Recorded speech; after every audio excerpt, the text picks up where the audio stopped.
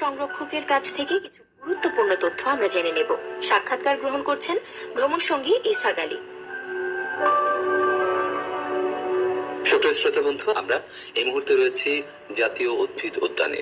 কথা বলবো এই উদ্ভিদ উদ্যানের যিনি দায়িত্বে রয়েছেন উপবন সংরক্ষক জনাব শওকত ইমরান আরাফাত।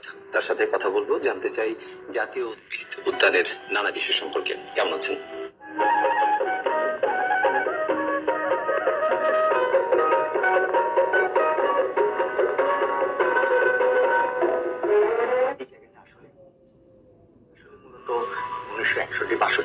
সালে একদল প্রাজ্ঞ ফরেস্ট অফিসার 215 একর জমি অধিগ্রহণের মাধ্যমে এই জাতীয় উদ্ভিদ।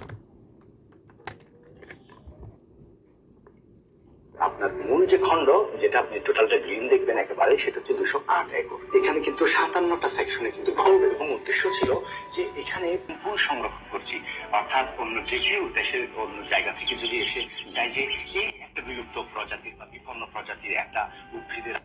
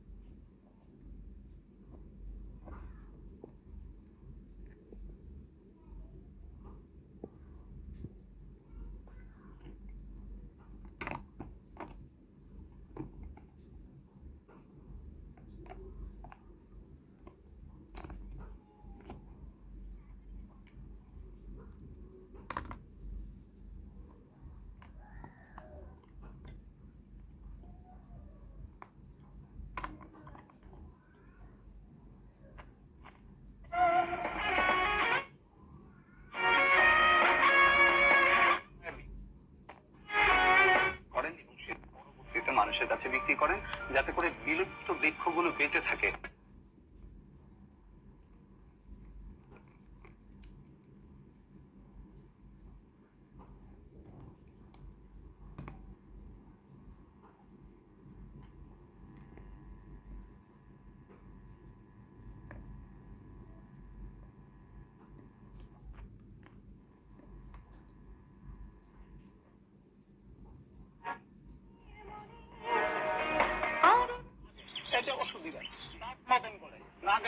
এগুলো কিন্তু ফল চারা তৈরি হয়। তারপরে দেখেন আবার কানাই গাছ, তারপরে আরো আমাদের এখানে এই যে এটা বলে ডুমুর, এগুলো কিন্তু মানুষ জানে না যে কোনটার কোন উপকার, এই জন্য এগুলো জানাই দিতে হয় মানুষকে। আচ্ছা, আপনাদের এখানে মানে গাছ যে বিক্রি করেন মূল্য কেমন? গোলাপ চারা 80 টাকা, আর বিভিন্ন ধরনের চারা আছে, এগুলো 50-এর নিচে সামান্য কিছু আছে, 30-35 টাকা আছে, কিন্তু 50-80 এরকম বিক্রি হয়।